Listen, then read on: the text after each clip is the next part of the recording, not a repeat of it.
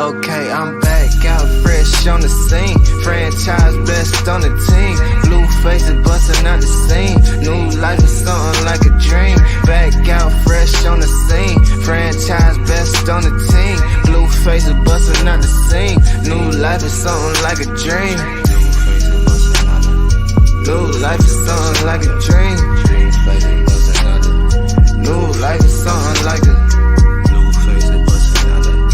new life is something like a dream.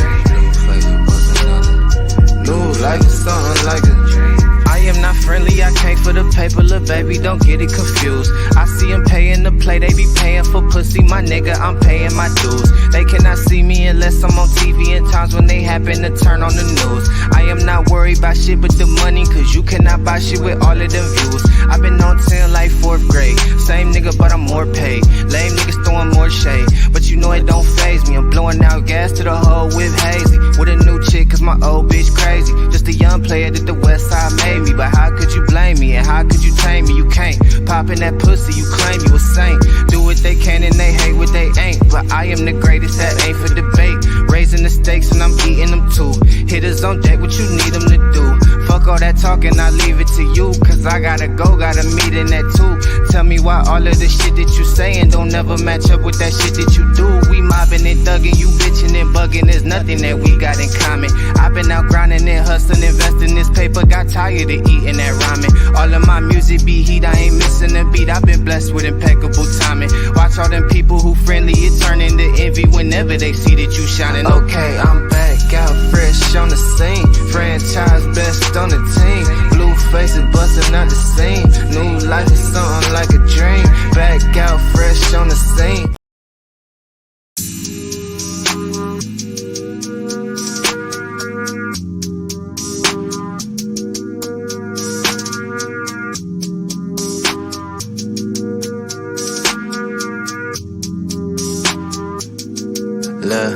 Okay, I'm back out fresh on the scene. Franchise best on the team. Blue faces bustin' out the scene. New life is something like a dream. Back out fresh on the scene. Franchise best on the team. Blue faces bustin' out the scene. New life is something like a dream. New life is something like a dream. New life is something like a new life is something like a dream. New life is something like a dream. I am not friendly, I came for the paper, little baby, don't get it confused. I see them paying to play, they be paying for pussy, my nigga, I'm paying my dues. They cannot see me unless I'm on TV in times when they happen to turn on the news. I am not worried about shit but the money, cause you cannot buy shit with all of them views. I've been on 10 like 4th grade, same nigga but I'm more paid. Lame niggas throwing more shade, but you know it don't faze me. I'm blowing out gas to the hole with hazy, with a new chick cause my old bitch crazy. Just a young player that the west side made me, but how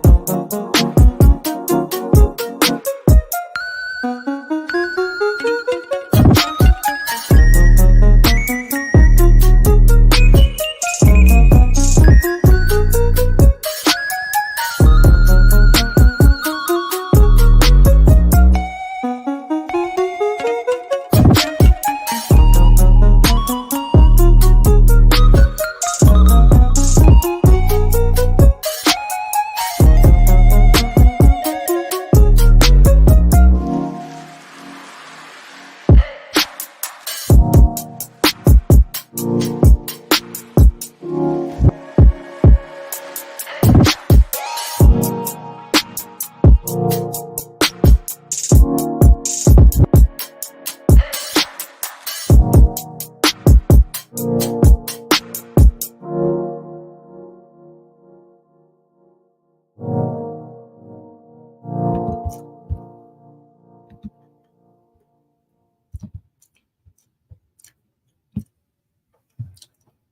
everyone, welcome back to the channel. I just thought I'd do some reactionary videos today. One that I had last night. But before I go into my reaction videos, it's a Saturday. It's a Saturday, and I had a little free time on my hands. Not really doing anything. I was outside trying to get my workout on. It's hot, and you need water. But welcome back to the channel. And this thing is super loud. But before we get into what we need to get into, I want to give a shout out to China White.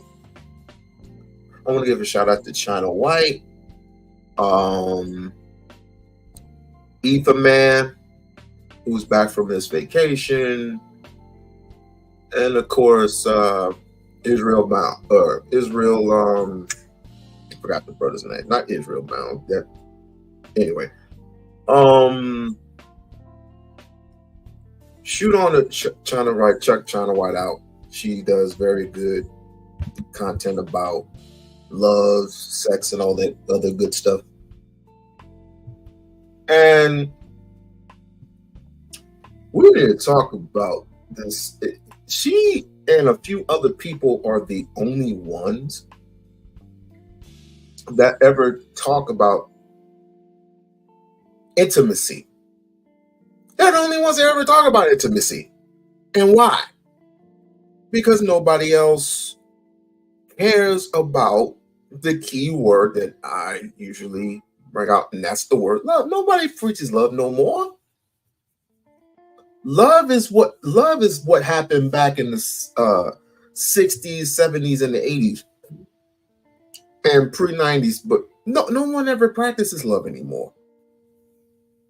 And one of the reasons why Tyrese came out with his last album was one of the pre reasons why. I don't know where we went wrong. I don't know where we just stopped coexisting as intimate partners, even best friends. We just skip to the friend part and we go straight into the fucking. I mean, that's just, and you wonder why we have all these babies running around. That's insane to me. Chivalry is dead. Chivalry, I am afraid to admit it to you. I have not seen chivalry. And I'm 43. So I haven't seen it. The only person that does chivalry is me. That's the only, I haven't seen it. Maybe you might see white people do it here and there, but I have not seen it in my lifetime. I've seen it in my lifetime. I just haven't seen it recently.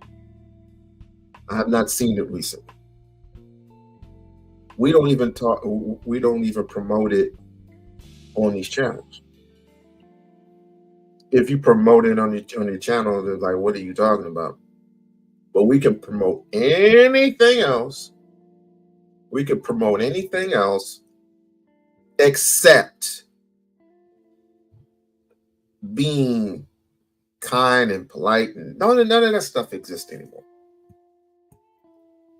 What you do in your life is predicated to your family. What you do in your life, in your family is your business. Trust is out the window. Trust is completely out the window. And why? Because y'all don't trust each other. Y'all don't even like each other. You don't even know each other in these spaces, except for the people who actually have gone out and visited other people in their cities. Other than, but even that's kind of a slippery slope. When me and D Durrell, Doughboy, Pillsbury Doughboy, and G Gates from that part of the sector that's dead, we actually chopped it up and we kicked it, and it was a good time. But I still can keep in contact with those guys, right? I still keep in cohort contact with those guys. You ain't never, ever going to see similarities of people meeting each other in these hardcore ass spaces. You're not going to. It's just too much bullshit going on, in my opinion. But I'm not gonna hold you.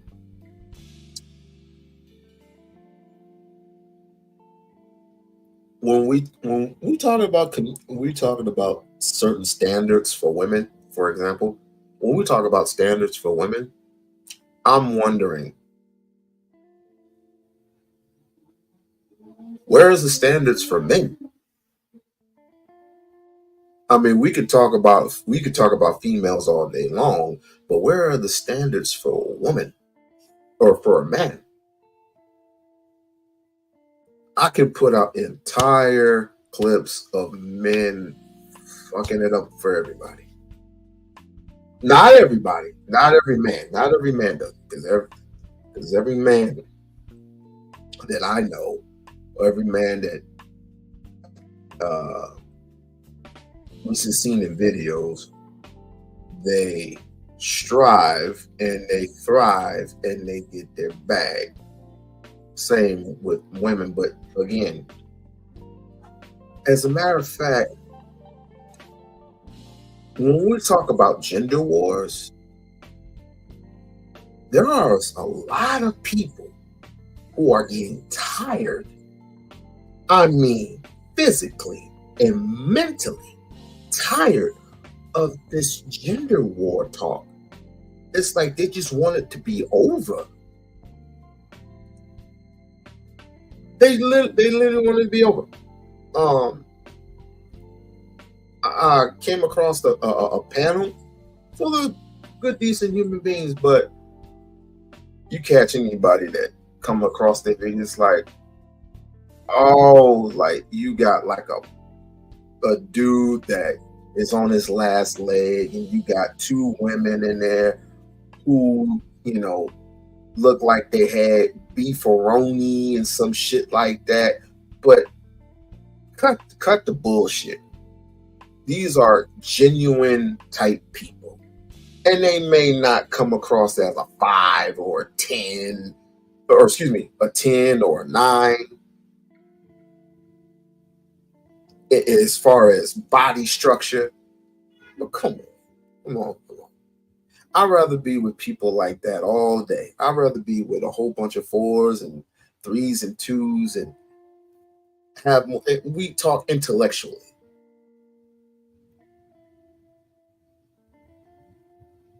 Where's the intellectual talk? There is none. I'm telling you, love does not exist. And we treat that word like it's some old fairy tale.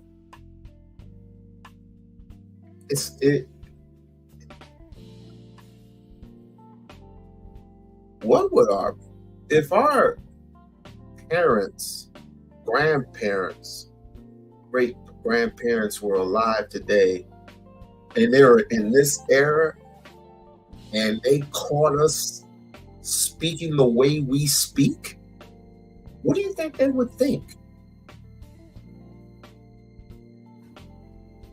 What do you think they would say?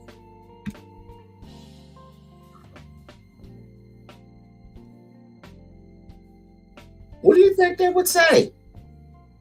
They would be totally disappointed. They would be so disappointed in us. So disappointed in the simple fact that we didn't sacrifice our lives just for you to act the way that you act a goddamn fool. Especially here online. And I said this last night, and then I had an epiphany. I said this last night. I said, what if this internet didn't even exist? From AOL to Black Planet to MySpace to Twitter to where'd that book go? MySpace, Twitter, blah blah blah blah blah. Like and subscribe to the channel, blah blah blah blah blah blah. Where the hell that book go? I gotta show you. I got to show you, fam. Hold on. I'll look for it in a minute. But from MySpace to AOL to Black Planet to Facebook,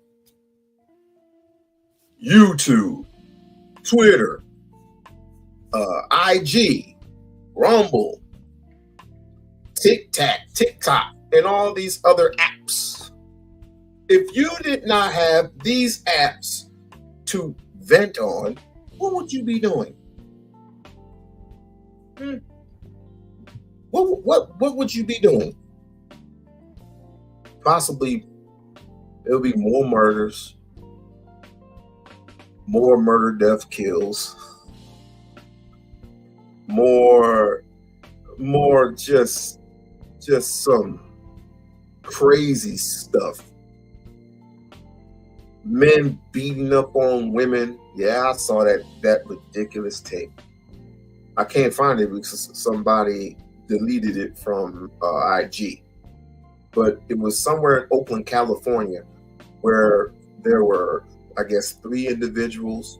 One you could see he was very tall, and he was talking to, I guess, his woman or whatever, and he beat the shit out of her. And one of his homies came up and just sideswiped her face. There's going to be more. My grandmother used to tell me that, of course, we're in our last days, but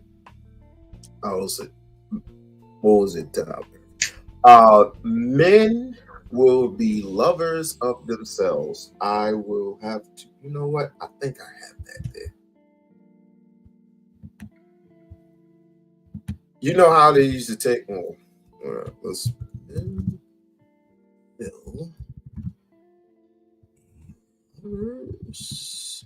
of themselves. What scripture is that? It says here in the Bible states our last days of pillages, plundering times will come, and men will be lovers of themselves, lovers of money, boosters, pride, blasphemy, disobedient to parents, unthankful, unholy, unloving, unforgiving, slandering, without self-control, brutal, spiteful of good, treachery, headstrong, lovers of pressures rather than lovers of God, having a form of godliness but denying its power. And this is in Timothy. This is in Timothy. And I'm not trying to listen. Y'all do what y'all do. Y'all go out there and have a ball, have a good time with each other. But keep in mind this. Sometimes you just need to because we got a lot of tough guys nowadays. These young guys are a bunch of tough guys. While us people who are a little older tend to think a little bit wiser in their stance and say, I got too much to lose here. Right?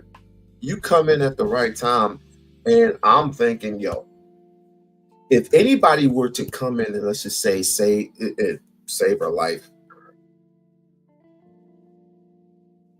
and to think that she was in like some major danger, like you remember the lady that was in the hot dog place, and the dude came in all distraught and started yelling at her, and she was in line first, right?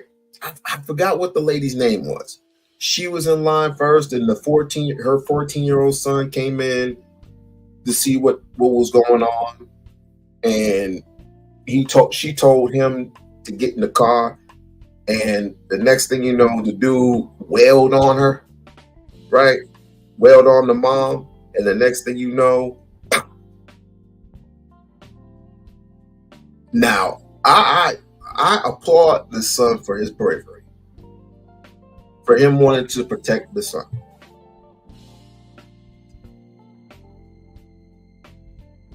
There's gonna come a time where one of you is gonna have to step up and try to save the woman who is getting her ass whooped. But there are many ways you can do it. You don't have to go up to the person who's whooping her ass. You can just shout from afar and say, look, I don't think you want to do that. I don't think you want to continue to do it, because it wouldn't look good on your record. 25 to life. I wouldn't do it. I wouldn't do it, fam.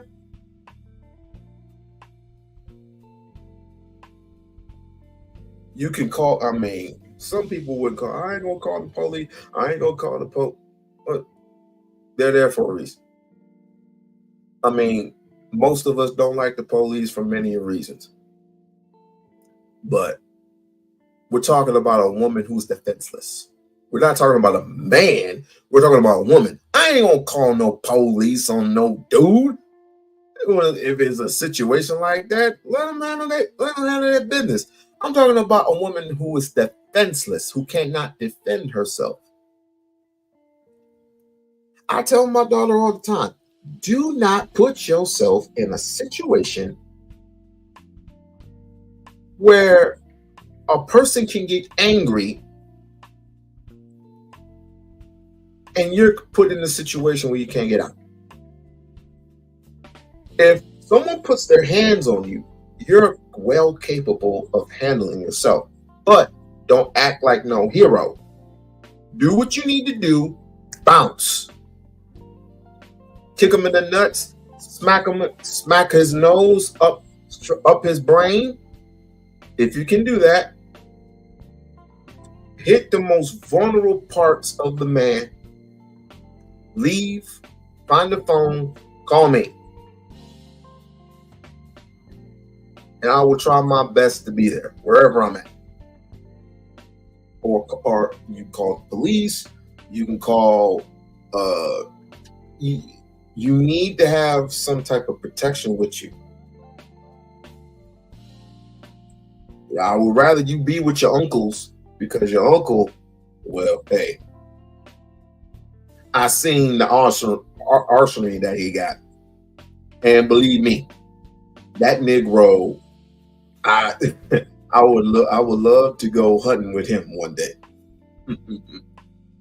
He's not like Black Rambo or nothing, but he's got more of enough art. Black Rambo, shouts out to Black Rambo. Black Rambo got an arsenal. He got 3 closets full of arsenals.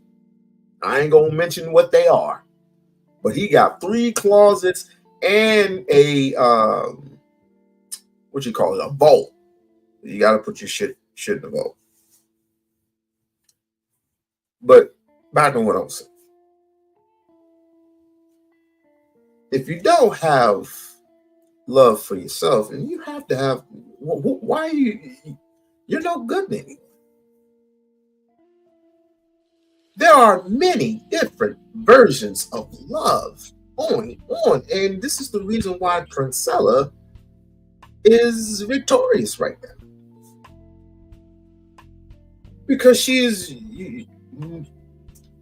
most men are proving it in these spaces and in reality that they are incapable of whatever.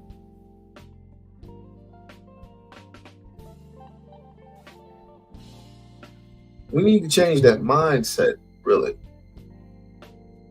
We need to change the mindset. It's a Saturday afternoon. Y'all should be going out and enjoying yourselves. Y'all should be doing extremely well with yourselves. But this is where, of course, the reason why I do. People, a person asked me, why you do so many Umar videos? One, no particular reason. And two, is people do Umar videos all the time. And I'm not saying that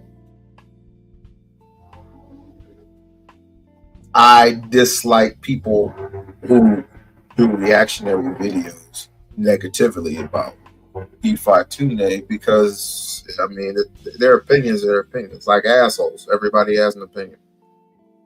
But I would say to you,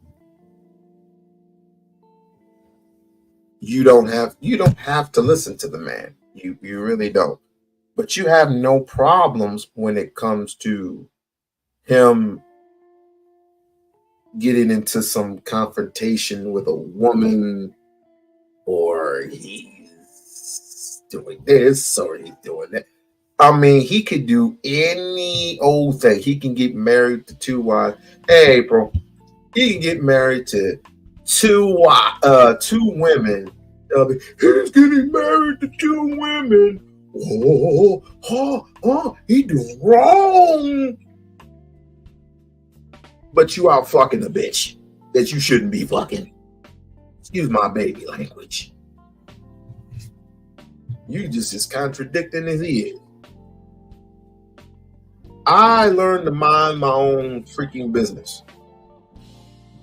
You know what my stick is. If he needs help with the school, I'm gonna try my best to help him out, because I definitely want the school to open.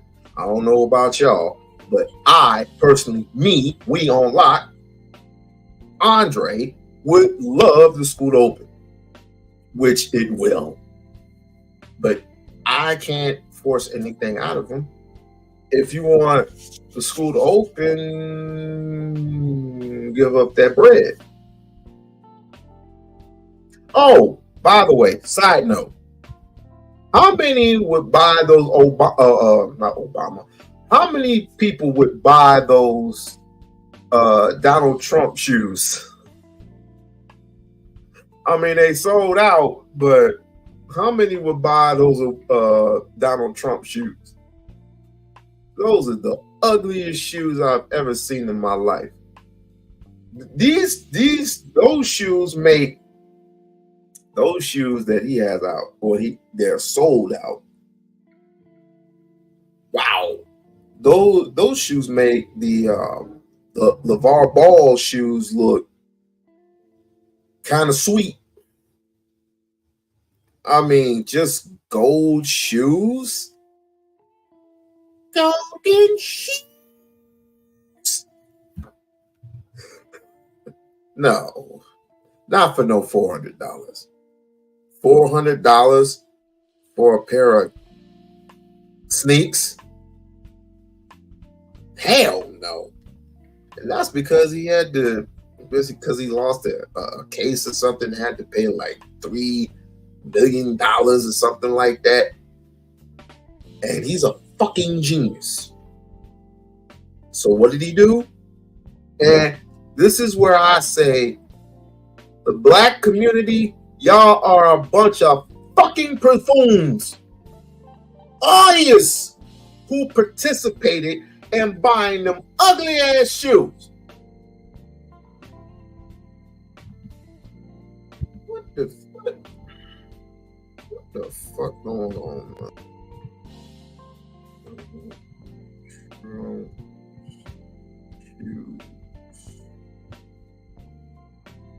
What the what is this? This man made 9,000 pounds. Ugh. Wait a minute. Would you? I know damn well you wouldn't want to buy something like this. Would you buy something like this?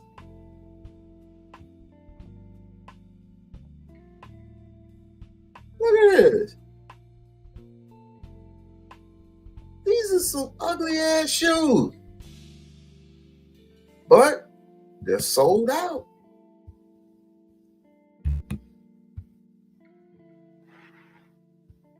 I wouldn't waste my time with it. Show love to somebody. It doesn't have to necessarily have to be everybody, but somebody that you can practice being close friends with. I had learned my lesson. I'm just gonna say that.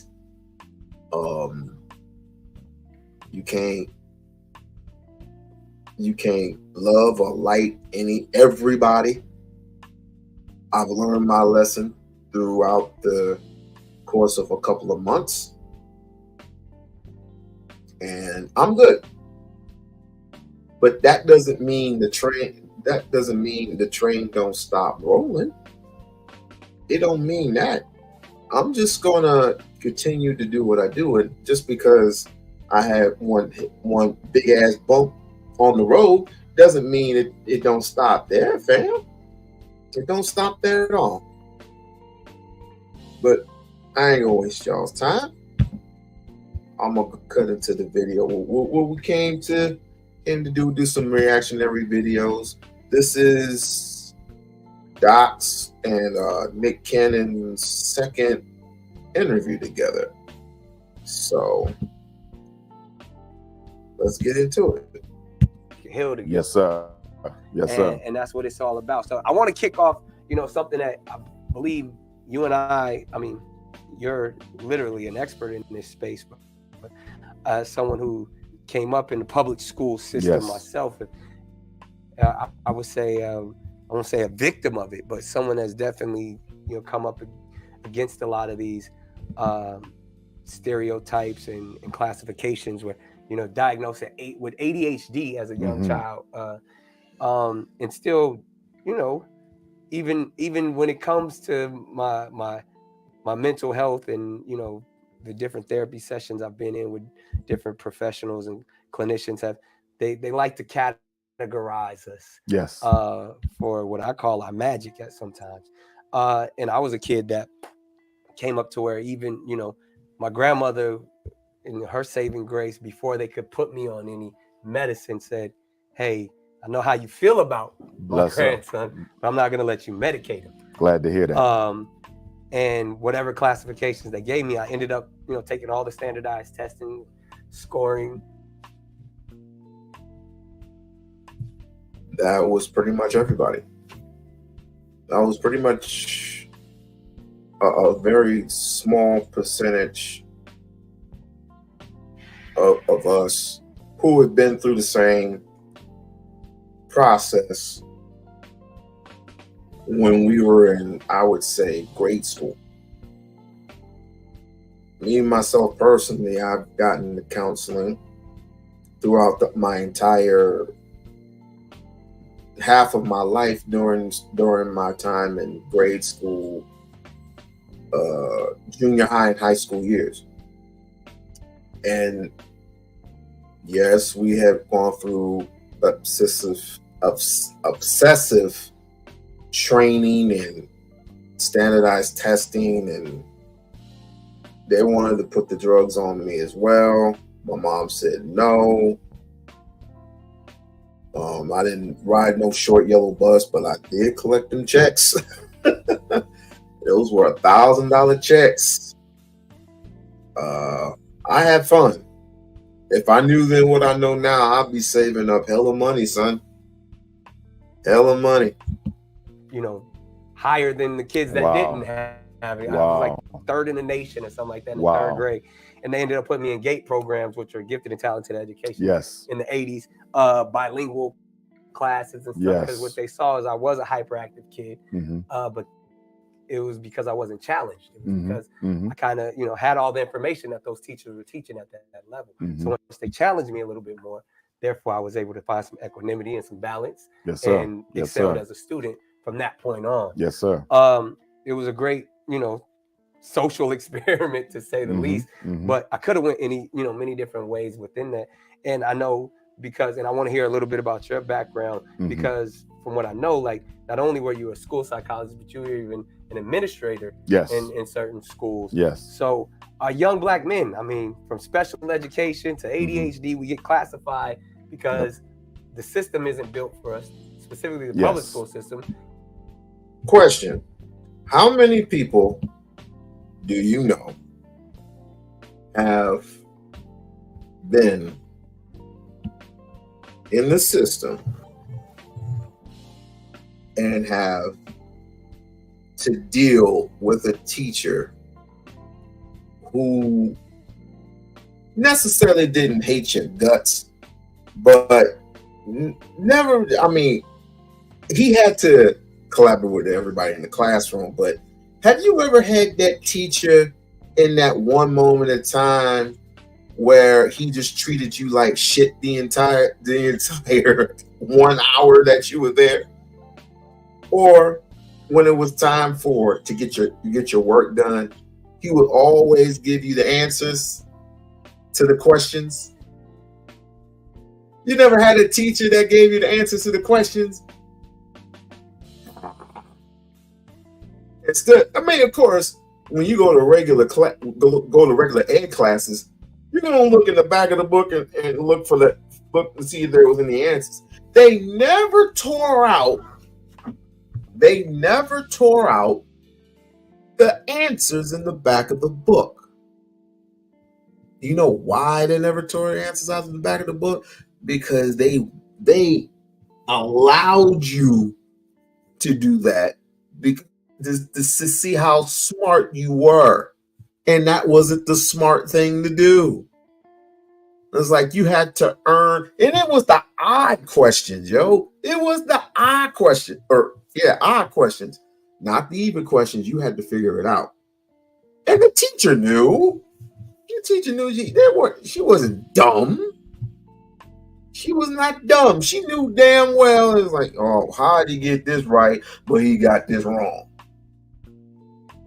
Someone wasn't studying, so I'm like, that's your fault. You didn't tear the shit out. But I had some teachers who did not like me at all. And I had one teacher, Miss St. George. I don't know if she's still alive or not, but she treated me. And sorry to say she was a white lady, but she treated me like I was family. She treated me like I was family.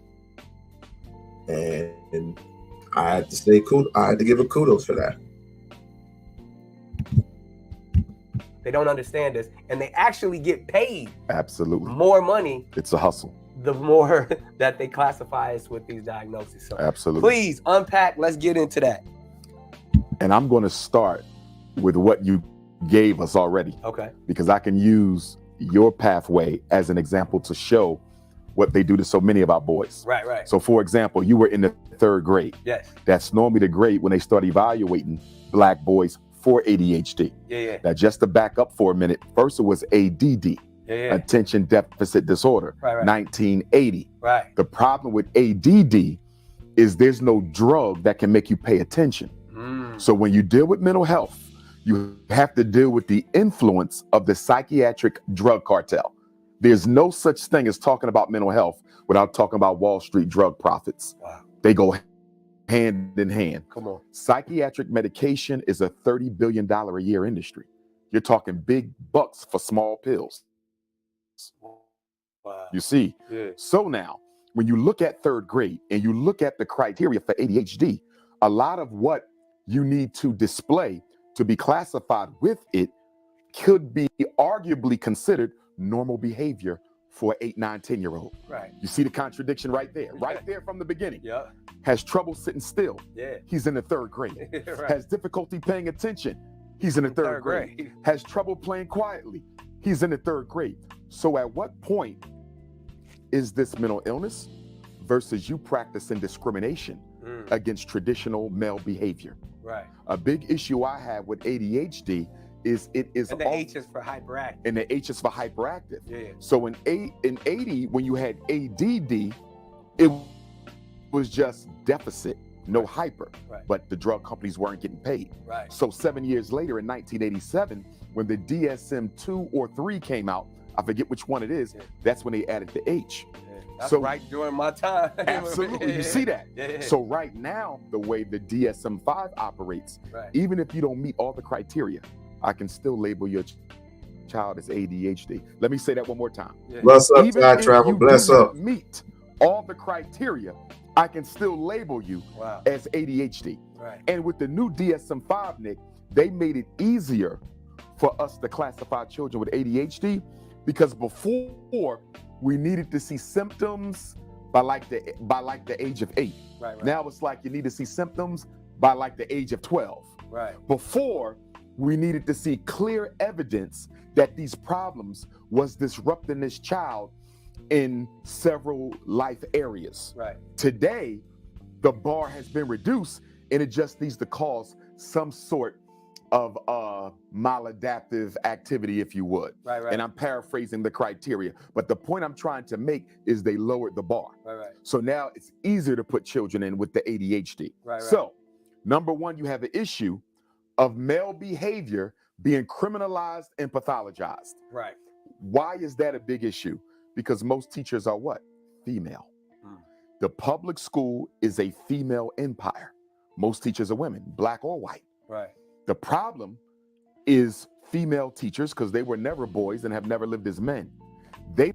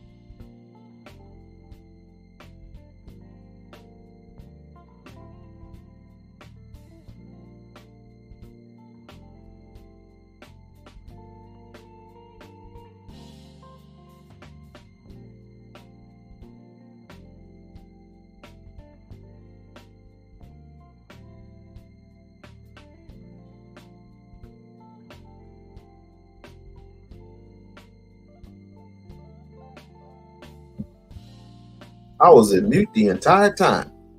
I'll say it again. I said the teachers, this is a state issue that needs to be addressed. One, the teachers are being underpaid. Two, there are not enough male teachers in any public school or any charter school that especially deals with African American children.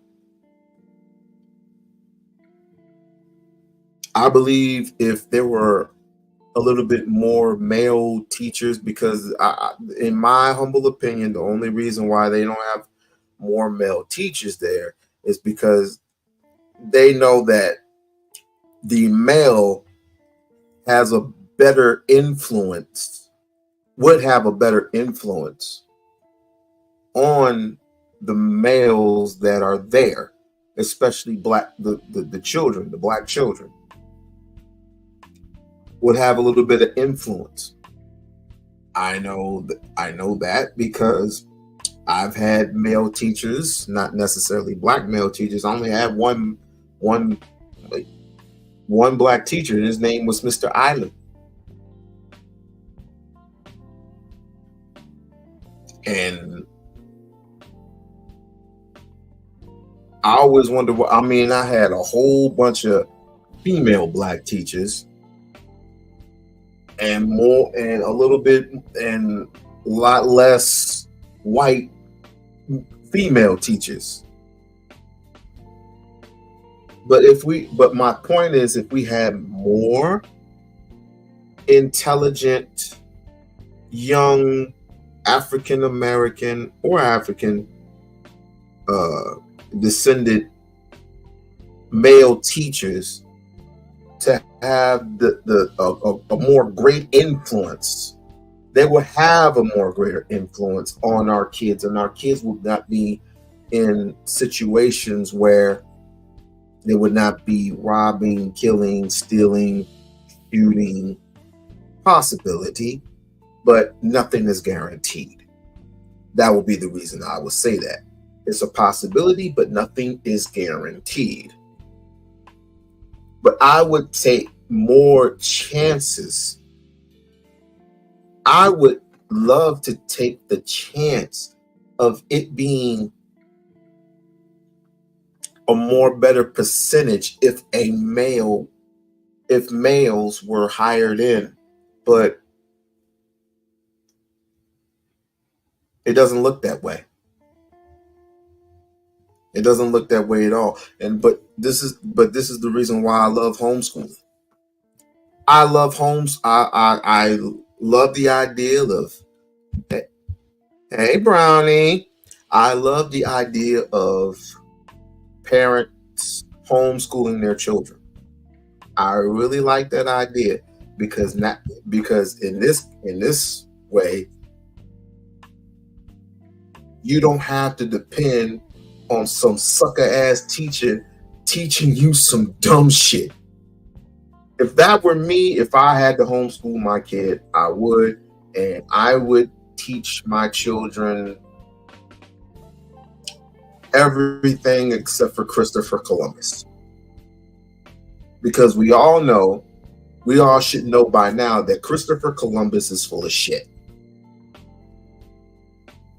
And I would definitely love to teach my children their Africanity, where they came from, the roots of it. And I would definitely teach them agriculture and planting their own foods and science. Science is a more important thing. Very important. Because we all came from a certain type of a DNA. When it comes to our DNA, we come from a certain type of tribe. Whether we come from, whether we're Samoan or we're Irish or we're African or we're Jamaican or we're Haitian, we come from a different type of tribe, and science would teach us that. I wish I had a science teacher who would teach me that shit. But they don't know that the behavior that they see, a lot of it is normal. Right. This is what boys do. Right. If you had more male teachers, there would be less referrals for ADHD. Most children, black boys in particular, are diagnosed with ADHD almost exclusively off the recommendation or complaint of a white female teacher and a frustrated black mother. A black woman and a white woman are working together, and they're driving this ADHD machine.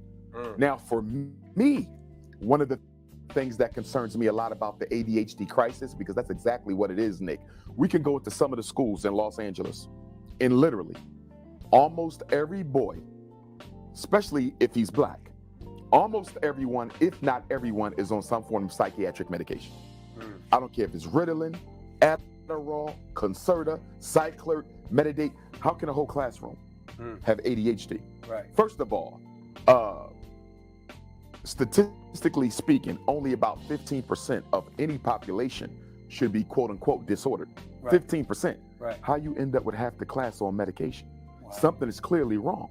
And as someone who works in schools, I can tell you, if the school is poorly run, poor structure, the kids are going to be more referred for medication because they're dependent on the psychiatrist to control behavior in the school, Now, not the can you administrators. break that down? Because I know we said it was a hustle, but even based off of like the more students that you have on medicine or more problematic kids, the more money that the actual Absolutely. school can actually make. So now you're talking about ADHD meets special education. Right.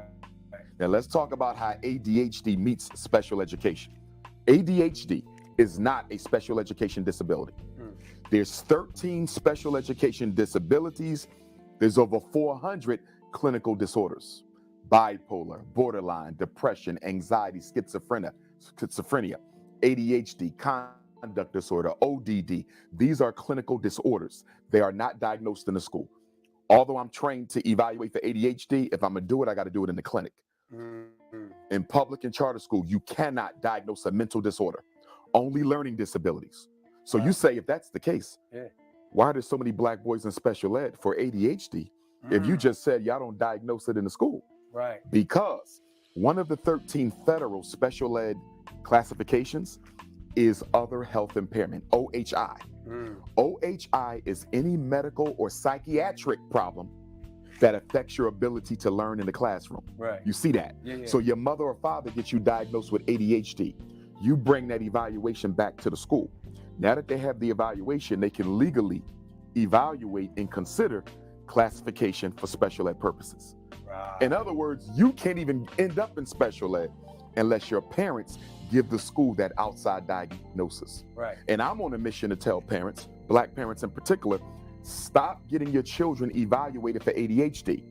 Because if your son can learn, why does he have an IEP anyway? See, remember this, Brother Nick, in order to qualify for special ed, you not only must have a disability, it must affect your learning. Stay right there. All right.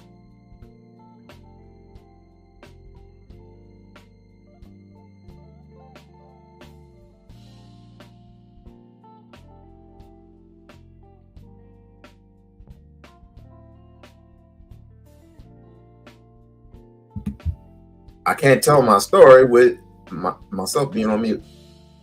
I'm just going to go ahead and tell my story. I was diagnosed back in 1989, I believe. I think 1989 or 1990. I mean, I graduated in 99. So it was either my mother or my father. I had the papers to show us papers somewhere, but it was one of those years, 89 or 90. It was either one of those. And what happens is they take you in the room, they give you counseling, and they give you all types of reading tests and all the other stuff. And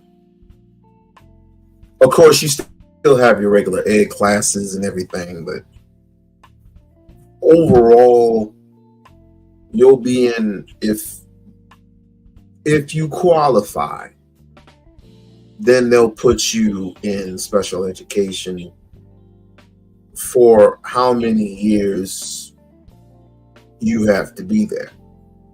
I was there until 12th grade, but it wasn't too bad. I mean, you still had to work, you still had to study, but you just had the extra help. That's all that was.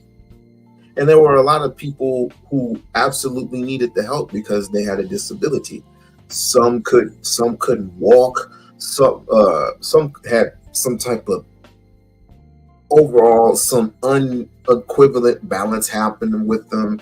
Some had real anger issues. Some had very confusion problems. Like I was one of the ones that was one of the ones. If I couldn't understand something, you had to explain it to me until I had gotten it.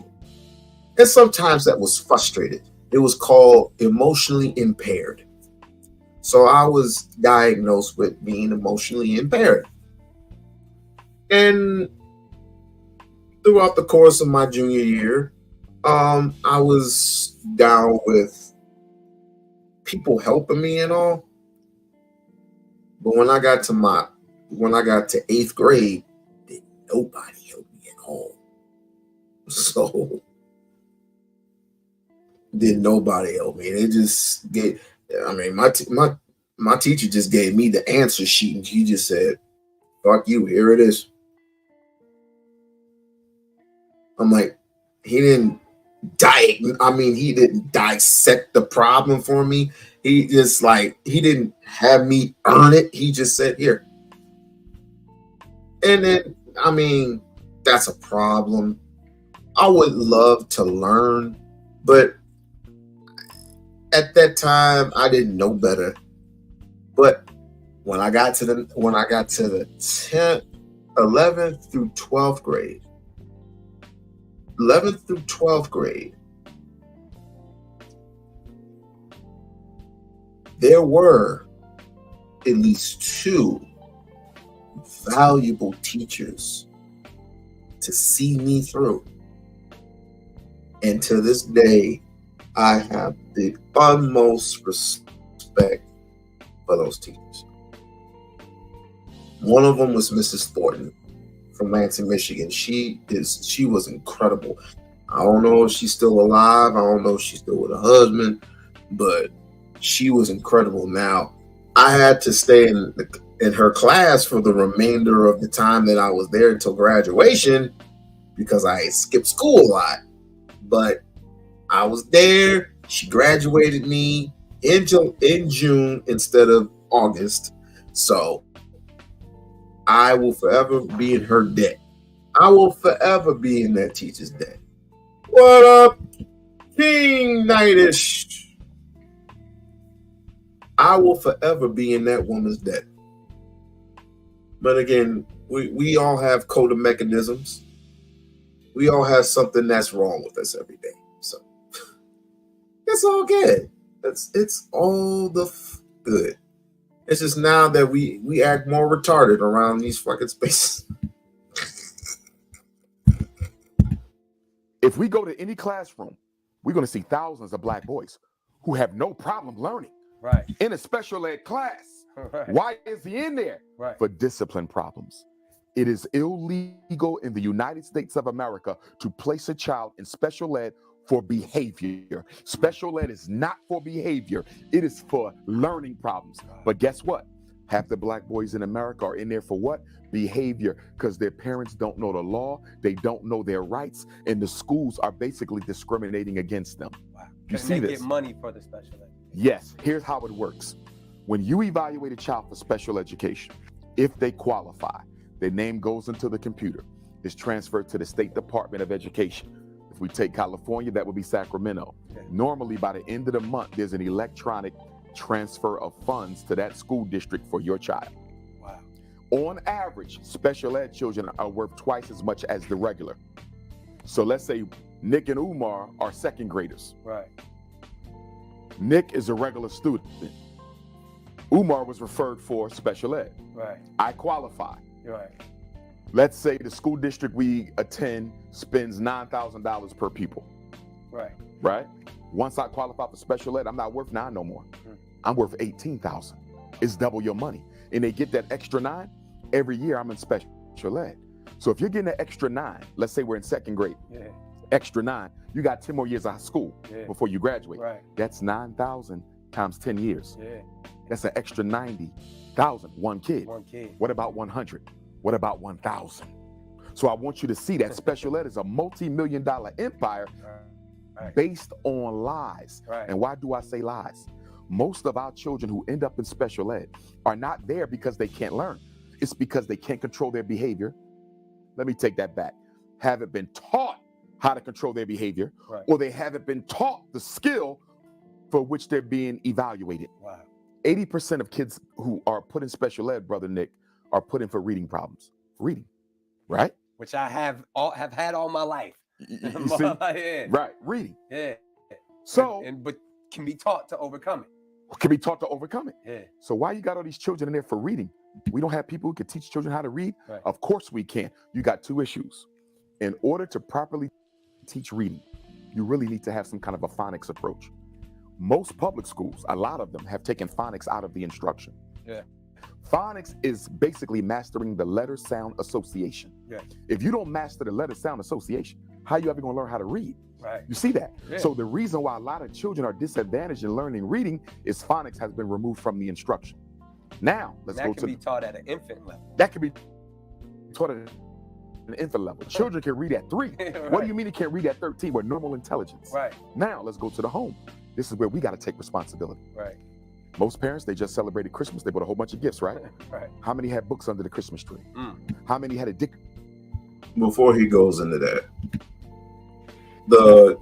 of course, the education system, the state plays a part in the education system. We all know that. Ultimately, when you see counseling, you have to see evaluation from a counselor, a special type of a counselor. Like I said, they test you and everything. They give you blocks. They give you, reading material, and they sit with you and they go over these type of things. And ultimately, they told my mom, they said, look, he gets frustrated when he doesn't know a specific word to say or pronounce it, or when he reads, he hesitates and he gets very, very angry when I tell him to read it again. So, like I said, when I was diagnosed with emotional disorder, they gave me over like a grant, like how much total did I have? I had over $13,000. So that's basically 1,000. That's school yearly on around. That's from September, October, November, December, January, February, March, April, May, June. So yeah, I was given like 15,000. When my mom got the check, she wanted me. I got the check. It was in my name. I ended up cashing it, and I gave my mom some bread. I kept the rest, and it was on the popping. But this was during, I think, my freshman and sophomore year. Junior and senior year, not so much. They had cut that off. They definitely had cut that off. But I love them checks, boy. I said, well, eventually your mom works too much and she gets paid too much money, so yeah, we'll cut that right off. And then when I went to college, for some odd strange reason, I could not get a loan. I couldn't get a grant nor a loan to pay for none of my classes. And this is a community college. For whatever reason it was. But have I overcame it? Absolutely. Would I want my son or my daughter to go through that? They're not.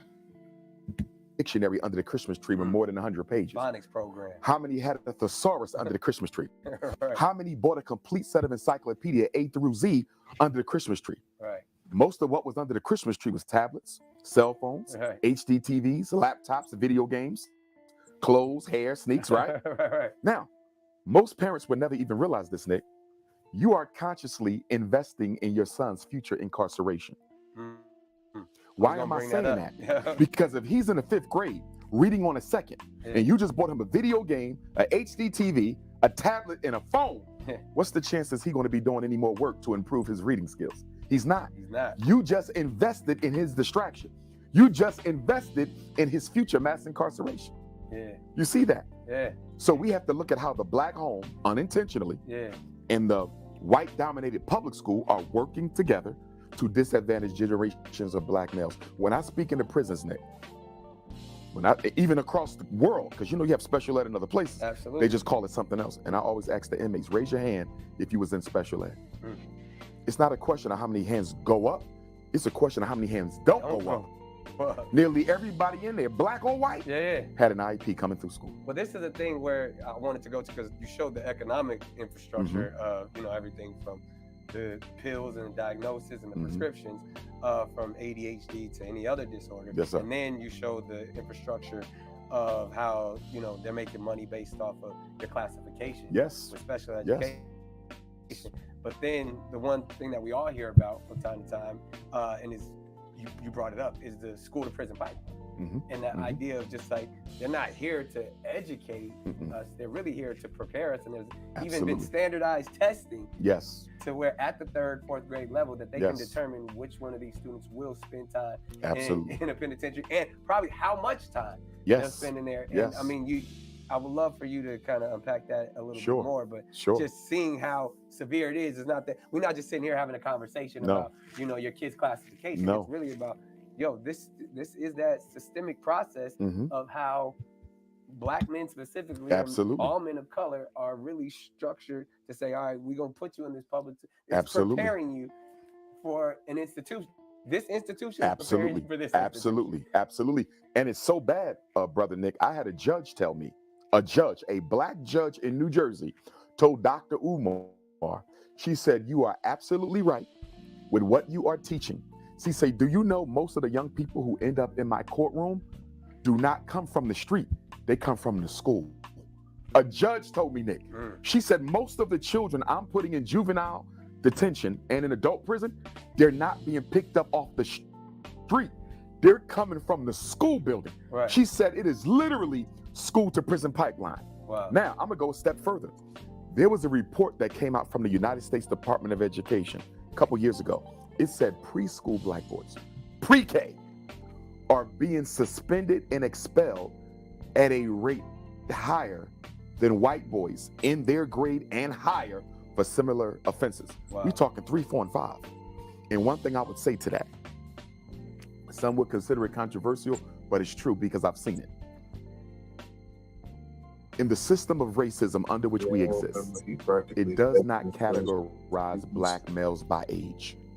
What I mean to say by that, Nick, if your son is 5, 15, 25, or 50, he's going to be dealt with the same way.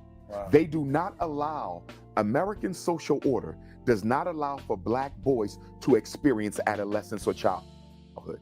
What do I mean by that, Nick? I'm saying that if a white kid makes a mistake, he's going to get another chance. He's going to get an opportunity to correct himself. There's going to be a teachable moment. There's going to be some treatment and therapy. Let a black boy do the same thing. He's getting an academic lynching. Our boys are given no opportunity to learn through trial and error what it means to be a responsible young man.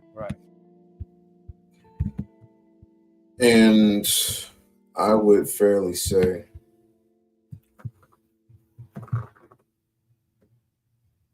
people here now, especially here in the United States of America, want to erase racism from the books, from the Americas, period. Right? The boy that got hung yesterday, I believe his name was Trayvon Harrison. I don't want to butcher it was Trayvon from that side of Georgia. He was at the water fountain, or he was at the waterfalls or something like that with some white girl. And I guess a few minutes later, he was hung. Now, they didn't say it was a suicide.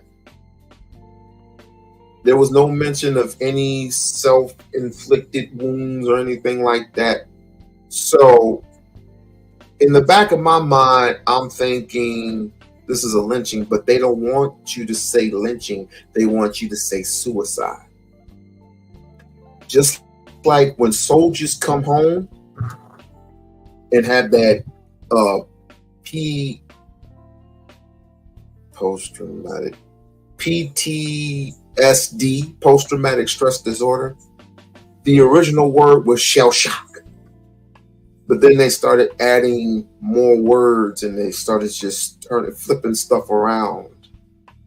They have that ability to do that to you, just like when they do Brazil. Brazil, when we grew up, it had Z in it. It was Brazil. Now it's just Brazil. They have the ability to change things, flip them, pay for them, steal them, pay for them, flip the word, flip it, just like they did the DSM-4. The DSM-4, you were diagnosed with with ADD. Now it's ADHD.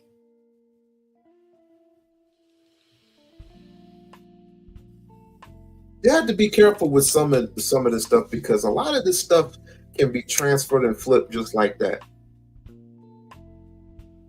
And it's just like a long time ago. You had all the gold, all the diamonds, all the land. Europeans had all the Bibles. Your eyes were closed and open. All of a sudden, we had all the Bibles, and now the white people got all the gold, all the diamonds on the land. Somebody got gamed.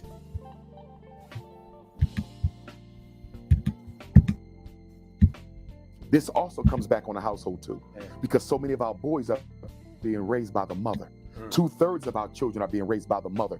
And this is not to criminalize the mother, right? But because of the absence of the father, we are the men. We teach the discipline. Right. If the men are not in the home, they're not being taught discipline. Right. So you have a kid who's 4, 5, 6, 7, 8, 9 times more likely to be disadvantaged because of his color. And we're not even making sure they have the discipline necessary to survive the system. So we actually prepare them for the academic slaughter. Wow. So I mean, I gotta ask this. I mean, you kind of get it out there. What's the solution? How do we heal in this infrastructure? I mean, because you've given us a wealth of information, yes, sir. and it's all factual. Yes, sir. But with us knowing that nothing has changed because why? I mean, that's a great question. Before I answer that, I want to double back on something I didn't answer that you brought up. You mentioned standardized testing. Yes. Our people in American society, outside of psychologists and psychiatrists, I don't think we really understand how standardized testing came to be used in this country. Standardized testing was brought to America. There was a white psychologist in New Jersey, Henry H. Goddard. He went to France and got the Binet-Simon scale. Well, it wasn't Simon, it wasn't Binet yet. It was just yes, it was Binet-Simon scale from a French psychologist. He brought this IQ test back to America, and they used this IQ test to decide who would fight on the front line of the world war because they weren't intelligent enough, and who would stay back and work in the office because they had a higher IQ. Wow. This same technique was used to justify sterilization of women. You understand? Yeah. You see this? Black and white. And it was also used to that cleansing. Absolutely. Eugenics. Eugenics, You cannot talk about psychology in America without talking about eugenics. The word eugenics means good stock. It comes from Francis Galton, who was the cousin to Charles Darwin in the UK. And he basically said, white people are superior, but our genes are inferior. Black people are inferior, but their genes are superior. So what we have to do is systematically reproduce ourselves and systematically prevent them from reproducing with each other, and especially with us. That is what gave birth to eugenics or racial cleansing, which is still with us. We started here in America. Absolutely. It was used Absolutely. in Europe. Absolutely. Yeah. Adolf Hitler got his program from the United eugenics. States. Yeah. It was already in effect here. Yeah. Fannie Lou Hamer, Yep. as you know, the activist from Mississippi, the Mississippi Freedom Democratic Party. Yep. And I want to plug this. She has to be given her credit because Queen Mother Fannie Lou Hamer, Brother Nick, is a big reason why we got the 1964 Voting Rights Act. Now, Dr. King ultimately hit the home run, Yeah. but without her testimony Without in Fannie Atlantic Lou City, Hamer, yeah. we don't get it. And we Absolutely. often forget Fannie Lou, but you know she was sterilized against her will. Really? Fannie Lou Hamer went to the hospital for some kind of condition and they sterilized her against her will. And many of our ancestors went through this. Basically, Black people are psychologically inferior, so goes the propaganda that stopped them from having children. Yeah. You see? Yeah. Well, there are many ways for propaganda at these times. One, you can be sterilized.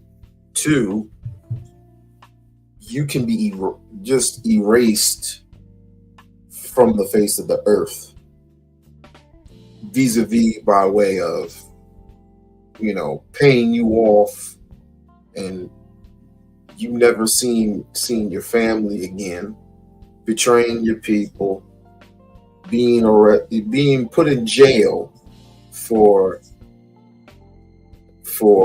a number of years, just like Huey Newton. Now, let's not forget, the Black Panthers has some good kings, and it has some bad ones. You just have to look that history up. But the one thing that kills it the most is this separation of Black man and Black woman. I'll say it again. The separation from Black man and Black woman plays a dishealthy part and plays a part of the extermination of the Black family. Now, people would say to me that it really doesn't make a difference because the baby comes out Black anyway. Here's the thing. They may come out Black, but the seriousness of it all, we lose another part of us when it comes to the darkness of our skin. Remember, the melanin protects us from sun rays, not all sun rays, because we do need sunblock.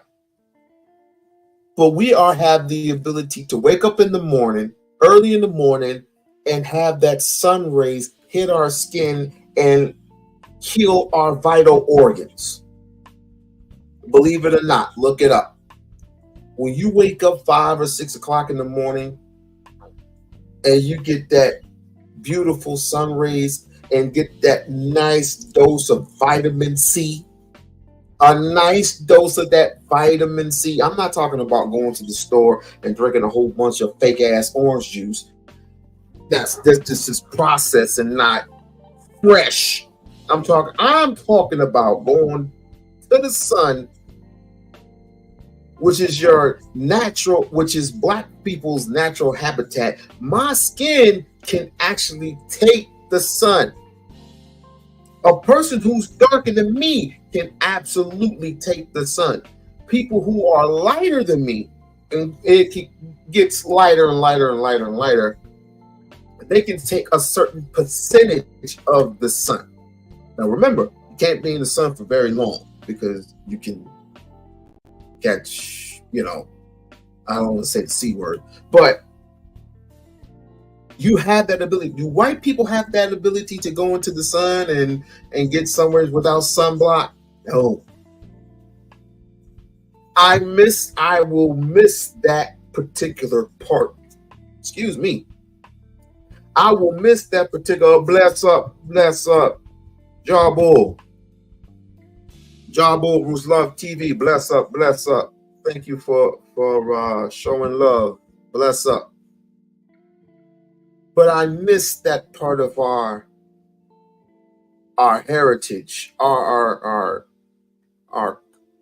I don't want to say color, but let's just say color. That dark color, that darkened skin that can protect us and provides us with that type of power, that type of melanin skin. I'm pretty much in the middle. And when I look at because when me and my wife had our first child, she was what? Light skin. We came out with a daughter. She came out light skin. And through over time, she started changing color. She started getting darker. Now, she's not my shade of color, but she's close to being that darker shade, right? And she can take sunlight. My son, they're both the same complexion. They both can take sunlight, a certain type of percentage when it comes to sunlight. They don't want to see that part. The European is afraid, and you're going to find this laughable. You know why they cut down the trees in the forests and everything in certain parts of the cities of LA? And they put it in they smash it down to its roots. What do you think is in those trees? I will let you marinate on that. I'm bringing this up, Nick. The Margaret Sangers. The Margaret Sangers of the world. Get rid of what she called them, useless eaters. Yeah. You see, Yeah. So I'm bringing this up, Nick, because feeble-minded. Exactly. Exactly. The Journal of Birth Control. Yeah. Because remember what she said. She said, before I die, I need the birth control pill to become legal. She transitioned before the birth control got approved. Right. But her whole life was creating this thing that a woman could swallow and stop her from having babies. Yeah. And you know, when you look at abortion in Black women, I think we've murdered over 3 million children in utero since 1970. Wow. So when you talk about Black on Black crime, it ain't just about the street. It starts in the womb. Absolutely. So now, getting back to eugenics and racial science and psychology, most of the fathers of white psychology were racists. The reason I have to bring this up, Nick, is because we are talking about mental health, right? So we've seen all the things Freud has said. Absolutely. So here goes the question, Brother Nick. We have mental illness in the Black community. There's no getting around it. Mm-hmm. But can we hold Black people accountable for not seeking treatment from the very industry and institution, psychology and psychiatry, that help create the oppression that we suffer from? About a year ago, Nick, or two, the American Psychological Association apologized to Black America. They said, we're sorry for the role we played in your oppression. And I did a whole seminar on it, Nick, because I said the American Psychological Association and the American Psychiatric Association, because I believe they both issued an apology, but you're still being hypocritical. Why did I say that, Nick? The IQ test, which you know don't measure intelligence, is still being used to segregate against Black children getting into gifted and talented, being misdiagnosed as intellectually disabled, which was formerly called retarded. You see, being classified as reading disabled and learning disabled. You know, this test does not tell intelligence as much as it shows cultural competency. So if you're sorry, why are we still using it? Using the same test. Do you understand? And then so if you break that down, and just so people understand, when they test our young children, they're testing them with words that they would never be familiar with.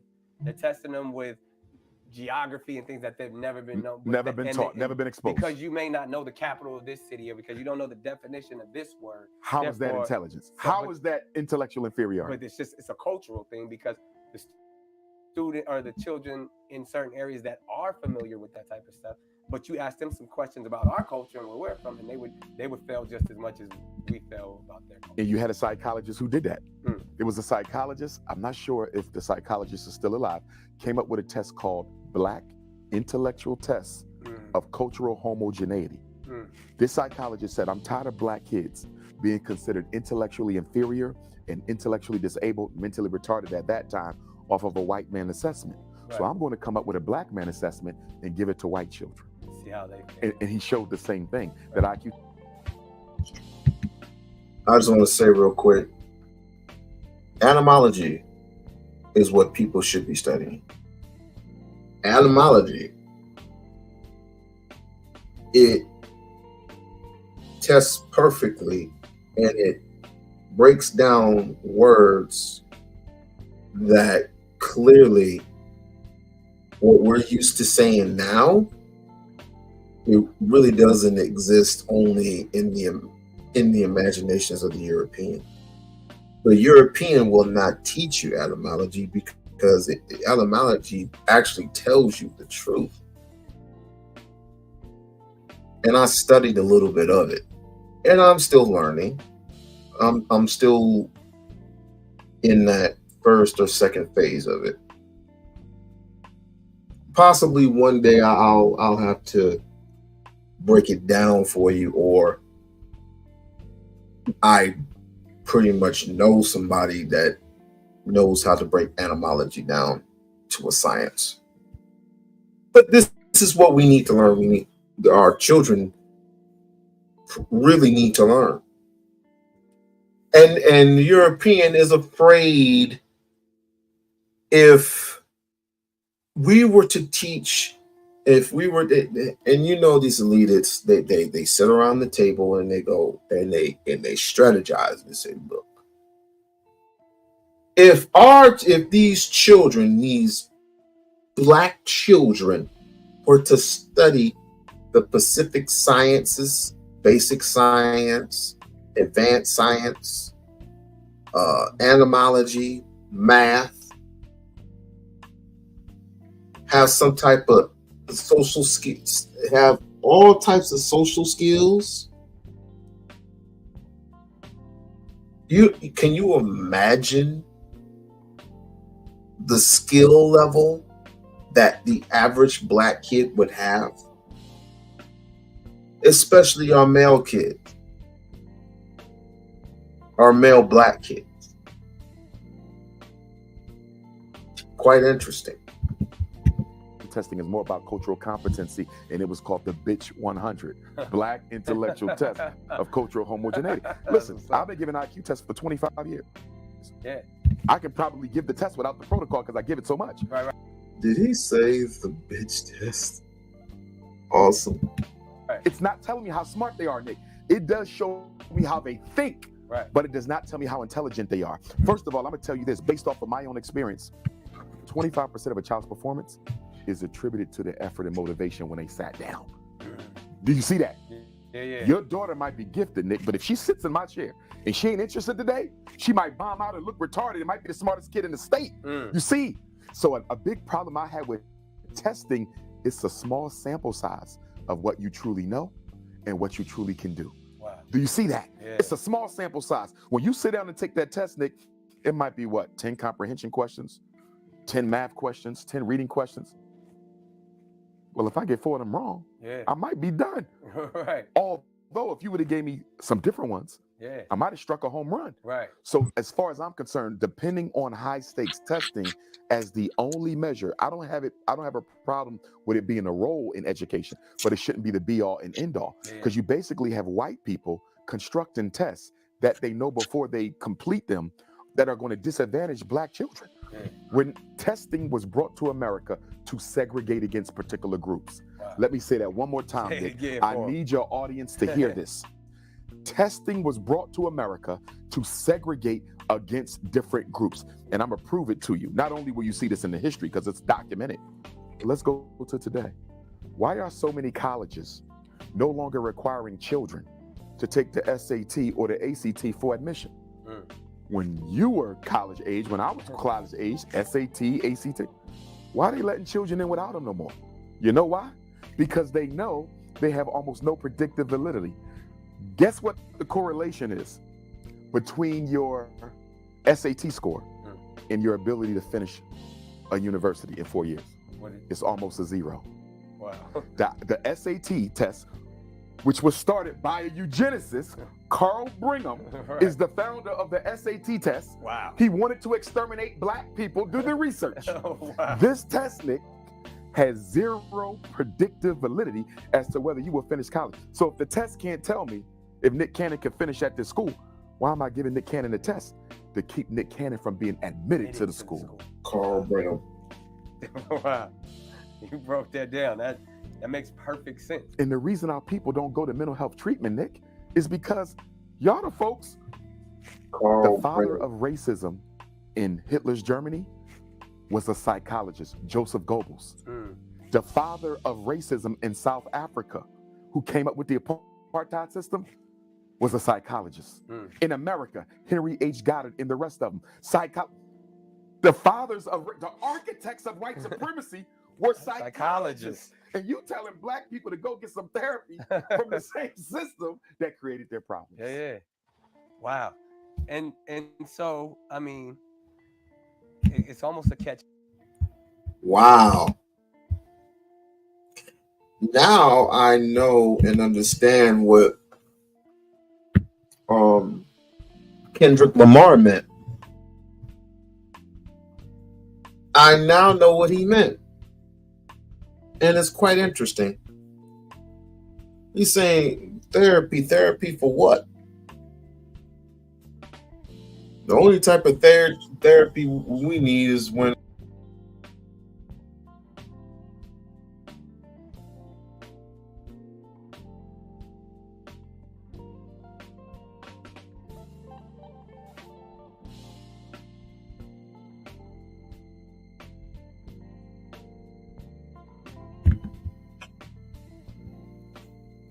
the only type of therapy that we need is when our marriage is on the fritz.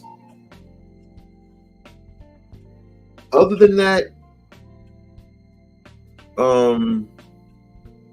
I know why Kendrick Lamar, shouts out to Kendrick, he meant what he said. And I'm paraphrasing this. It's saying that therapy for us is when black men get together and they express how they feel from what's going on in the inside of their soul. Not holding it in, because holding it in that's dangerous. But when you let something like, I mean, we're not calling it being overly emotional. We just it's a type of a toxic release that people need, and a type of understanding that people must have for one another if we're going to move forward in a society. Now, granted, if we are ever in a position to be around someone, especially when a woman must allow that person to be emotionally expressive. And if he's not allowed to be emotionally expressive, once he releases that thing that he holds inside, I don't think it'll be wise for that person to be around especially a woman. Because again, you have all those toxicities within you, and it's emotional, and it's based on the food that you eat too. Let's not forget, it's based on the food that we eat.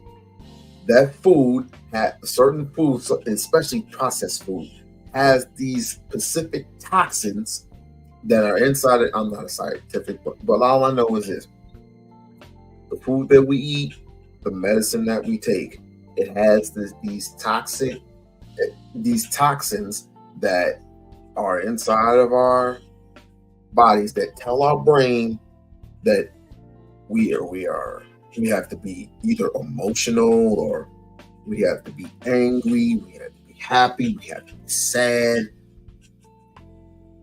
We need some type of cleansing that we do that we're supposed to be doing daily, especially when we're not, this is kind of gross, but when we use the bathroom, we're supposed to be using the bathroom at least 2 or 3 times a day. Get some of these toxins out, because that's dangerous to the human body. And this is the reason why I say when we get up in the morning and get that heavy dose of vitamin C from the sun, because our melanin is hung strong. That's what I meant for that's part of mental health. Doing something for yourself. It starts there. And that's what certain ethnicities hate. It's 22 then in this scenario, because we all know mental health is a real thing. And then ultimately, a lot of times these diagnoses, and when we go do it, especially when you go from a psychologist to a psychiatrist, they want to give you pills, they want to get you hooked on stuff. Medication. So what is truly the answer? Okay. I mean, obviously we know it starts in the household. Yes. We know the importance of fatherhood, and we're going to dive into that in a little bit as well. But when it comes specifically for our young black men, yes, sir, how do we save them, at that school level, at that student level, and prepare them? I know, obviously, we all know that it's about, teaching our own. Yes. And your process with that, you have a strong journey and strong background into wanting to make sure that we teach our own and educate our own. Yes. But practically, what we're dealing with right now is an audience sitting here watching this. Yes. Who are parents to young men. Who fear, their child leaving every day and not, hopefully them making it to school and then, paying attention and succeeding and doing all the things they're supposed to do in school, and then making it back home. All of that in itself is there's a lot of trauma built in there. There's a lot of struggle and challenge built in there. What are the answers for us? Great question. On the education side, I'm gonna give you 3. On the mental health side, I'm gonna give you 3. On the education side, we don't fix this, Brother Nick, without getting more black men into the classroom as teachers, not teachers' assistants, not lunchroom monitors, not hall room aides, not football coaches, not bus drivers, not school security, not probation office, as the classroom teacher. Right. Now, I spoke in Sacramento the other day. I believe they have a black superintendent of schools. I don't know the gentleman, much respect to him, but he was quoted in the media as having said he's looking for black teachers and can't find them. It was either him or someone else. Right. I'm tired of hearing that, Nick. I'm tired of hearing superintendents, black and white, and school boards, black and white, say we can't find no black male teachers. We have 100 HBCUs? Yes. Nearly everyone has an education department. Yeah. Every education department got black male education majors. Right. Why don't we have an HBCU to public school pipeline for black male teachers? It is an absolute lie that they can't find them, Nick. Right. They don't want them. And I'm going to go on record respectfully by saying the white female teachers of America don't want black male teachers in them schools. Because if we are in there, we're not going to tolerate the racism that some of those teachers, not all, but some of those teachers exhibit towards our children. Exhibit. Absolutely. Just the fear of the young black man. They're scared of their students. And the research shows that teachers pay more attention to children who look like their own. This is the research. So if most teachers are white female and you pay attention to the children who look more like your own, who's going to get the most attention in a predominantly black classroom? The light-skinned children. The dark-skinned children are not. Nick, I could take you into schools and take you to the emotional support class, take you to the learning support class, and then take you to the gifted class. And you will see a noticeable color difference. You will notice that many of the gifted children are tan to yellow, and the emotionally disturbed and learning disabled are tan to dark. It's color coded. You see that? So that's a big factor in this as well. And that's because that could get misconstrued in many different ways. But you're just saying that's based off of the way the school system has it set. That's based off the implicit bias and the unconscious racism that the teacher brings with her into the school. Mm. Teachers are human beings like everybody else. They do not drop their biases and assumptions and prejudices at the front door. They operate, even if you try to control your prejudice. And the research shows this. Even if you try to control your prejudice, Nick, it will still operate subconsciously. We see it. The number one predictor of academic success in the classroom is not the teacher or how much money spent on the students or whether the parents are married or whether his pants are sagging or what his IQ score is. The number one predictor of academic achievement is the teacher's belief in the children to learn. Simple.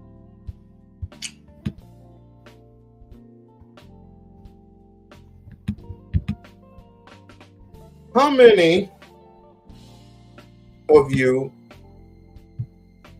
know about what's the boy's name? Lil Nas X. Lil Nas X is a hip hop rapper, I guess, artist who shocks the world every time he hits the internet by doing some very disgusting things.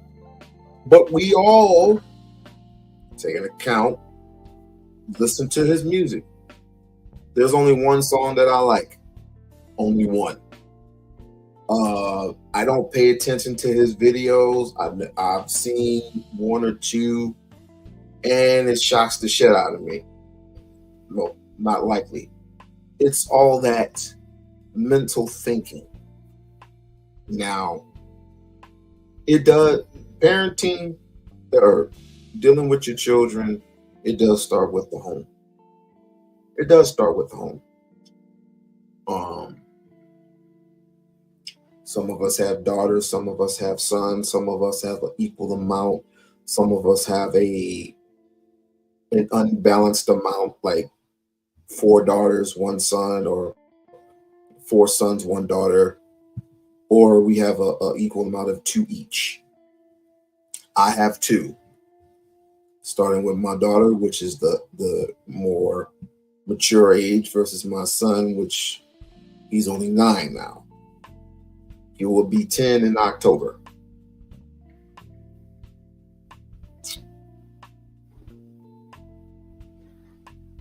If we care enough, and this is the reason why I brought up love, because love is a diversity of things. If we don't have the type of discipline, and if we don't add a good amount of balance of love into it, and teach our children that the Pookies and the Ray Rays and the Tishas, the Quishas, we all know what those are. I'm not talking about the name themselves. We all know what those are. If we had a healthy balance of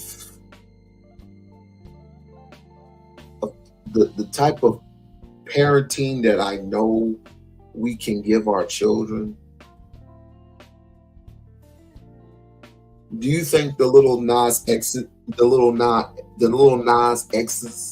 would exist, or would it wouldn't make a difference?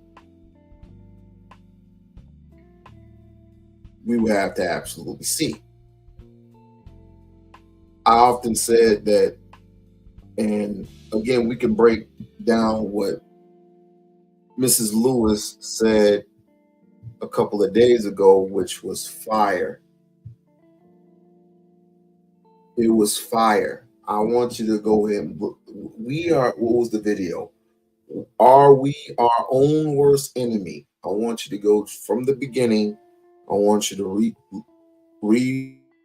fast forward to when I was interviewing Miss Lewis, or having conversation with Miss Lewis Glenn. She was dropping hella jewels, right?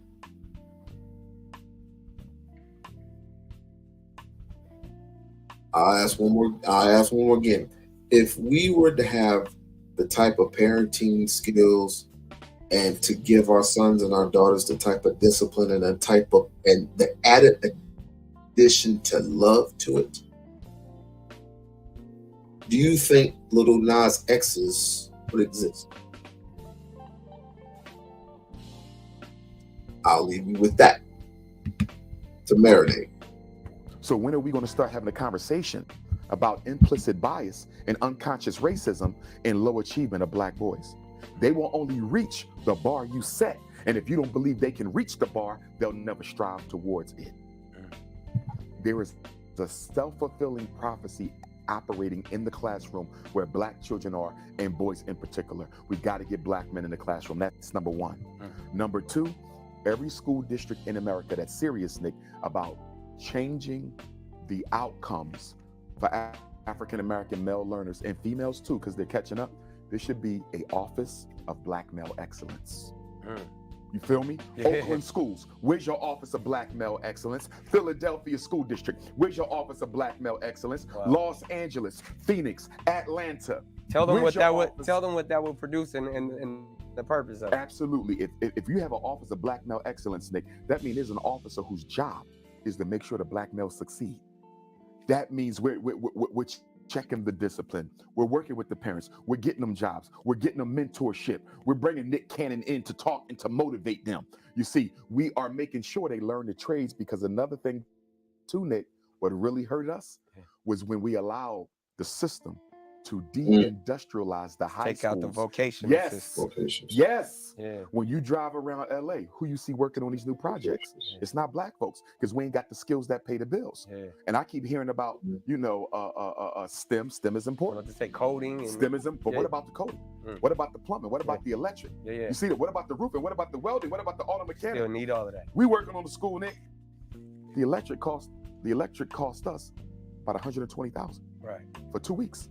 For 2 weeks. Who'd you have to pay that That to? means you got electricians, right? Someone who don't look like me. Right. But you're talking about electricians who are making more money in 2 weeks than an attorney might make half the year. Who told Black children that people who work with their hands don't make money? Vocational skills are real. I just spoke at a graduation for an all-Black vocational school in Philadelphia not too long ago, Nick. I'm ready to go and learn a trade, not for myself, but because I want to build schools around the country. Right. If I know how to do the electric, why are we paying somebody? If I know how to frame out, you see what I'm saying? If I know how to do the roof, what we paying somebody? So I'm thinking about picking up a couple skills so I ain't got to sit around waiting for the right contractor to come by. At least and so you know not they take ain't advantage gonna of finesse you.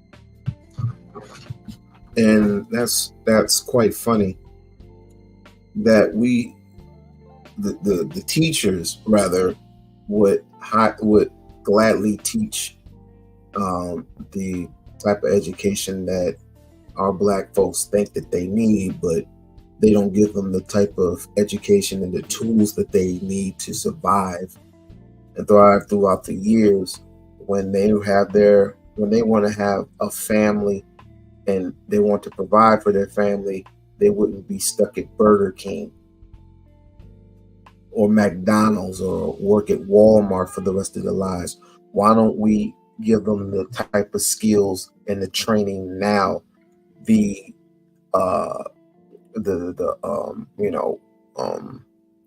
school to prison pipeline is very heavy, but instead of giving our kids the weldings, the plumbing, the HVAC, or the carpeting skills, we want to necessarily give them the type of jobs that they think that they need. And while everybody else is falling behind, your oppressor is feeding the majority of his kind those particular skills. But nowadays, you give those particular skills that they don't want anymore. But now it's hard. It's getting physically hard to try and to find an opening. And there's so many openings available, but they're not available. But they're not necessarily available to you. I could be let's just say I'm a pre-apprentice, right? I've done carpeting before. I'm a pre-apprentice, and I gotta sell myself. I gotta solicit myself to this person. That person may not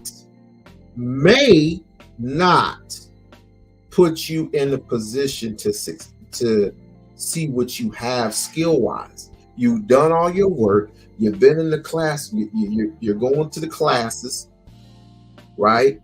You're learning how to do a specific trade, but ultimately, he just says, "Oh, well, I'm glad you came by, but we rather work with our team." It was like, you literally can't give me a chance. Or they just like to throw you in there and you don't learn, you haven't rarely learned anything. They just throw you in there in hopes that you learn something. I don't want to see that from our boys. I want to see constant Pacific training, every week training, and sometimes on Saturday training. Because I would hate to see our boys not getting the proper education to get those particular jobs that pay more than $25, $26 an hour. They need to be in that $30, $40 an hour range. Does that build generational wealth? Who knows? Absolutely. So number one, gotta bring the building trades back. Right. Office of Black Male Excellence to fly our boys bomber escort through all the turbulence of public education and deliver them successfully to the other side. What about the people that would say that's not fair? Reverse racism. This is what I would say to those who would say it's not fair. Do white males in America, boys in particular, do they have a privilege? They absolutely do. I see it in public school. Let's look at Robbie and Raheem. If Robbie yells at the teacher, she's going to give him a hug. I know you're having a bad day. We're going to work through this. Let Raheem yell at the teacher. Right. He might go out in handcuffs. There's a white male privilege in America's public and charter schools. Yeah. So if you know there's a privilege, which means advantage, right, you have to do something to the disadvantaged in order to level the playing field. If we admit America has racism, we must admit something special must be done to the victims of that racism to give an equitable playing field. Absolutely. Nah, that's powerful. And you touched on something because I know you got a few more points because we wrapping this segment up. But I wanted to just, because I know you know the answer, but a lot of people don't know this, because I often say when it comes to our education system, teachers should be paid like NBA. I agree. They should get those level of salaries, because then we'd have better. What is the average salary for a teacher? Because as we're trying to make sure there are male teachers out there, what currently? It varies where you live. Right. So for example, if you take the school district of Philadelphia, where I live, I believe the average teaching salary right now, I could be a little off, is somewhere between 45 and 65, right? Now, if you drive a few miles away to Lower Marion School District where Kobe Bryant graduated, those teachers are making $150K plus. Wow. You see what I'm saying? So then there's also the people in the disenfranchised communities, those school systems underpaid. Not only that though, you got to look at the influence of the teachers union too, Nick, because the teacher unions have created a system whereby, based on seniority, years on the job, you get to pick where you work. Now let me tell you how this is a problem, Nick, because you're principal at a struggling school in the inner city. You need the best reading teachers, the best math teachers. You got 4th or 5th graders who ain't never been taught how to read. You see what I'm saying? Yeah, yeah. And you're not gonna put them in special ed because you know they ain't got no problem. They ain't been taught. Right. You need this teacher, you need her, you need that one from Harvard, that National Teacher of the Year, you need that one from Spelman. There's a problem. They've been in the district for 10, 15, 20 years. So they get to pick where they go. But Nick is saying, wait a minute, I need them here. Right. They don't want to come there. They want to go to the comfortable school up the boulevard with the rich white kids and work over there. Yeah. So we have a problem where the impoverished schools that need it the most get the newest teachers, the most inexperienced teachers, and the lowest quality teachers. Yeah. So when we talk about inferior education, we got to find another word that's worse than inferior. Right. Because when you look at the way the system is designed, it's ridiculous. I remember in the school district of Philadelphia, we had to reselect our schools as the school psychologist, right? Yeah. And the schools that needed me, I couldn't get them because the older white psychologists wanted to go to some of the black schools because due to white privilege, they wouldn't be made to work as hard. Wow. So they took the spot where I needed to be. And I said, they need me here. They said, it doesn't matter. he has more years of experience than you. And I said, he's a racist. You don't care about them black kids. You put him in that school, everybody going to have a learning disability. They said, it doesn't matter. This is the union contract with the school district. Wow. So it's entangled up in there. The least important person in a public school district is a black student. Wow. Wow. So again, let's more solutions. Now, so let's go to mental health. Yeah. First of all, I'm going to look at us, the Association of Black Psychologists, the Association of Black Social Workers, the Association of Black Counselors. Great people in all of them, but I don't think the Black Mental Health Associations, Brother Nick, are doing enough to heal our people. And I'm going to tell you one reason why we're not. You want to know one reason why we're not? Tell us. How do you think we make more money doing the therapy or more money doing the evaluations? Probably more money doing the evaluation. The testing. Yeah. So a lot of psychologists, black psychologists, they're not doing therapy. They said, I get more money labeling you than healing you. You see this? Yeah. This is the capitalism of the industry of psychology. So people call me up, Dr. Umar, I live in Minneapolis. Do you have a black therapist? I live in Phoenix. You got a black therapist? You know, I live in Jersey. You got a black therapist? And sometimes I'm lucky to help them find one. But a lot of psychologists say, Doc, I'm not really doing therapy no more. I'm only doing testing. But our people need healing. Wow. But the healing professionals are too busy chasing the bag that they're getting with the labels as opposed with helping people do a better job living.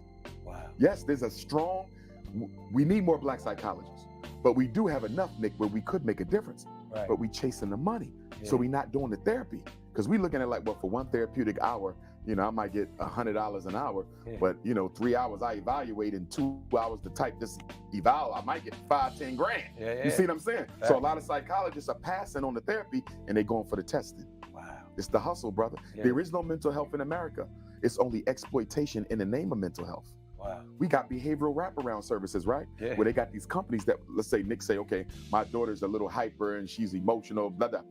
They're going to come and wrap the services around your daughter. So she's going to get a caseworker, case manager, behavior specialist, one-to-one aid, a therapist, all this. Yeah. She's costing the taxpayers $100,000 a year, easy. Right. But guess what? 10 years after she started to wrap around, she got the same problem she had when she started. Right. But they done made a couple $1 million off your baby. You see what I'm saying? Yeah. So we need integrity in mental health, and we need black psychologists and black psychiatrists and black counselors and social workers. Stop being so consumed with your bougie lifestyle and get in these streets and help our people heal. Because when you look at the black on black crime that's being taken place out here, a lot of this is trauma, Nick. These kids were traumatized, sexually abused, father abandoned them, mother don't want them, school miseducated them. A lot of that, Nick, is not gang banging. It's not drug dealing. I'm hurt. I'm in pain. And since energy cannot be destroyed, it can only be transformed. I'm going to put my pain in somebody else by taking somebody's child's life. A lot of that is nothing but therapy, brother. I had a white Jewish professor tell me, he said, Dr. Umar, at least 15 to 20% of the violence in your neighborhood is due to the side effects of the psychiatric medication we give our children.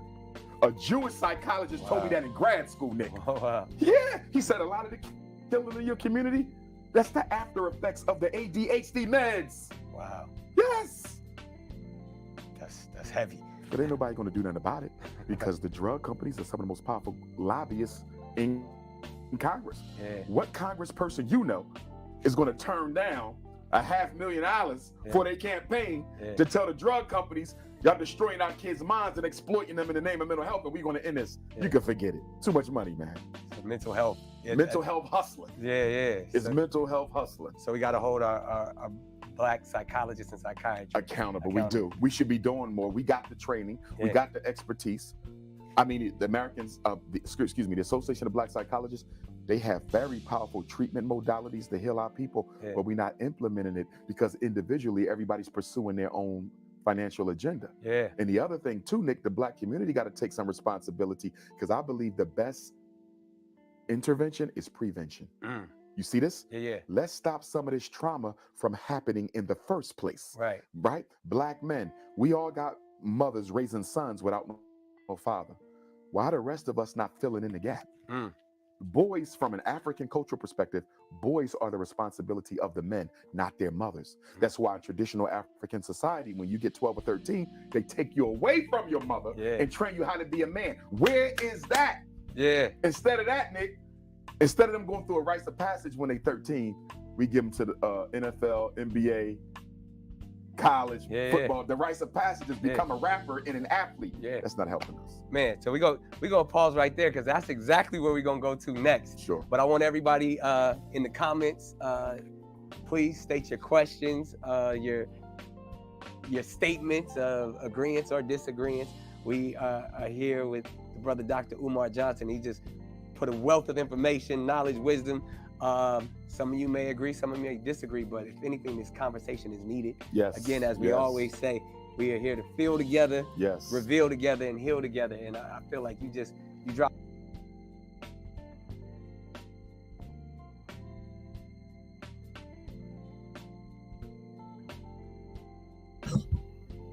Reveal together? Sure. Heal together. That's a challenge. It's a challenge for anyone, especially on these YouTube spaces. If I have to challenge you to do right, well, let me say that again, a little differently. If I have to challenge you to anything, it would be to do right, not only by yourself, by your family, but by the women that were supposed to be supporting. Not all, but our wounds are so open. Our wounds are so open to the point where I don't think any stitches can heal this. It's going to take a lot of love, a lot of care, a lot of treatment, a lot of heartache and pain, but treatment nevertheless. I want to thank everybody who has been in the chat supporting me. Things will get better. Like, share, subscribe to the channel. Please tell somebody. Please inform somebody that We-On-Loc is in the building, and it's going to be a uphill climb, an uphill battle. But guess what? I am much, much better than I was before. Much better. Again, I want to thank everybody supporting We-On-Loc channel. I am your host, We-On-Loc Nation, and I want to thank everybody supporting me. And I wish you the best of luck, the greatest of ease. And if this thing don't hurry up, I will be back tomorrow with another one. Peace.